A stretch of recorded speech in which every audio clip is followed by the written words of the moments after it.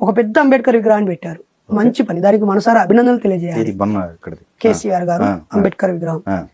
అయితే ఒక విగ్రహం పెడితే టూరిస్ట్ ప్లేస్ గానో సెల్ఫీకి ఫోటో గానో మిగిలిపోద్ది. అదే పాఠ్యాంశంగా పెట్టినట్లయితే ఒక పాఠంలో ఒక 8th క్లాస్లోనో 9th లోనో 10th లోనో ఒక 20 పేజీల లెసన్ పెట్టామనుకో, అన్ని కులాల పిల్లలు చదువుకుంటారు కదా కలిసి. అన్ని కులాల పిల్లలు చదువుకుంటారు. చదువుకున్న పిల్లల్లో అక్కడ వాడికి ఒకవేళ నాదో కులం అనే అహంకారం ఉంటే, మరి ఇంత గొప్పవాడా అని తెలుసుకుంటారు. వాడు ఉద్యోగంలోకి వచ్చాక వాడి నిజ జీవితంలో మిగతా కులాలని వివక్ష చూడకుండా ఉండే అవకాశం ఉంటుంది. ఈ లెసన్ లో పరీక్ష కూడా ఉంటది కదా, పరీక్ష కోసమైనా వీడు చదవాలి కదా. చెప్పేసారు ఏ కులమోడైనా ఇష్టమున్నా లేకున్నా ఈయన గురించి చెప్పాలి కదా. ఈయన గురించి చదివాక సెల్ ఫోన్ చేతిలో ఉన్నాక ఒక్కసారి గూగుల్లోకి వెళ్తాడు కదా. ఆయన దేని మీద పోరాటం చేశాడు, కుల నిర్మూలన అని ఎందుకు అన్నాడు, రకరకాల భావాల మీద ఆయన అసలు ఈయన ఎందుకు మా పాఠంలో ఉన్నాడు అనుకుంటామా అనుకోమా. అలా రేపటి తరం మొత్తానికి బాబాసాహెబ్ తెలిస్తే ఇప్పుడు ఆయా కులాల్లో ఉన్న చైతన్యవంతులకే తెలుసు.